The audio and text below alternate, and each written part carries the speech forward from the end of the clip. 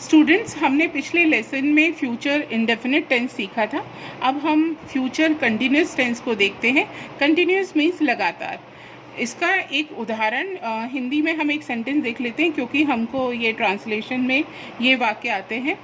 तो इसको हम देखेंगे। जैसे ये वाक्य है, वह गाना गा रही होगी। वह गाना गा रही होगी, रही होगी, रहा होगा, रहे होंगे। ये बताता है कि यह फ्यूचर कंटिन्यूस टेंस है। इसका जब हम अफर्मेटिव सेंटेंस बनाते हैं तो अफर्मेटिव सेंटेंस में सबसे पहले हम लिखते हैं सब्जेक्ट। सब्जेक्ट के बाद विल और शैल, ये हेल्पिंग वर्ब होती है। इसके बाद बी, और बी के बाद मेन वर्ब में आईएनजी, और इसके बाद आता है ऑब्जेक्ट। तो आपको इसमें ये ध्यान रखना है, विल और शैल के साथ बी लगाना है और वर्ब के साथ आईएनजी। पिछले लेसन में हम ये सीख चुके हैं कि आई और वी के साथ शैल का प्रयोग होता है, और ही, शी, इट या दे के साथ और यू के साथ विल का प्रयोग होता है। तो हम इसमें से एक सेंटेंस लेते हैं। जैसे वह खेत में काम कर रहा होगा। तो वह यानी ही के साथ में प्रयोग होगा विल का। तो he will be working in the field. काम कर रहा होगा, काम यानी work, working in the field. ऐसे ही इसको पहला सेंटेंस था, वह गाना गा रही होगी। वह यानी she will be singing a song. She will be singing a song. जब इसी तरह के वाक्यों का हम नेगेटिव देखते हैं, नेगेटिव मतलब उस वाक्य में नहीं का प्रयोग होता है।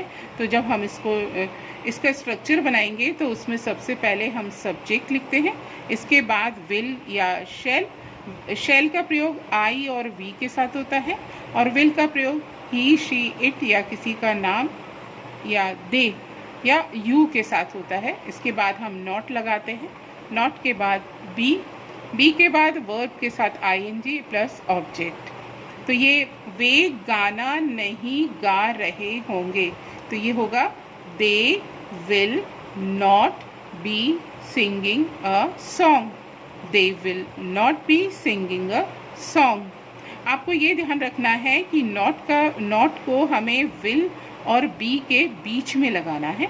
ऐसे शैल और बी के बीच में नॉट का प्रयोग होगा। कई बच्चे इसको विल बी नॉट कर देते हैं, वो गलत होता है। अब इसका हम प्रश्नवाचक वाक्य लेते हैं, इंट्रोगेटिव। तो इसका इंट्रोगेटिव का एक एग्जाम्पल है, क्या मैं किताब पढ़ रहा होऊंगा। क्या मैं किताब पढ़ रहा होऊंगा। तो इसकी पहचान हुई कि वाक्य के शुरू में क्या का प्रयोग होता है और वाक्य के अंत में प्रश्नवाचक चिन्ह आता है। तो इस तरह के वाक्यों में शैल और विल को हम इन्वर्ट कर देते हैं, यानी इसको सेंटेंस के बाहर निकाल देते हैं, और इसके बाद आता है सब्जेक्ट, और इसके बाद लिखते हैं हम बी के साथ वर्ब के साथ आईएनजी लगाते हैं, और इसके बाद आता है ऑब्जेक्ट, और ऑब्जेक्ट के तुरंत बाद हम प्रश्नवाचक चिन्ह लगाते हैं। अब यहाँ पर सेंटेंस था, क्या मैं किताब पढ़ रहा होऊंगा। मैं यानी आई, तो आई के पहले हम किसका प्रयोग करेंगे, शैल का। देखिए, मैंने वाक्य के शुरू में शैल लिखा है, इसलिए एस को कैपिटल लिखा है। तो आप जब भी कोई भी सेंटेंस लिखते हैं तो उसका पहला लेटर आपको कैपिटल लिखना है। तो शैल और आई हमेशा कैपिटल आता है। Shall I be reading a book. Shall I be reading a book, और प्रश्नवाचक चिन्ह। तो इस तरह से हमने फ्यूचर कंटिन्यूस टेंस में हमने इंट्रोगेटिव सेंटेंस बनाना सीखा। अब इस पर बेस्ड हम कुछ एक्सरसाइज देख लेते हैं। तो आप एक्सरसाइज नोट कर लीजिए। किसान पौधों को पानी दे रहा होगा। किसान पौधों को पानी दे रहा होगा।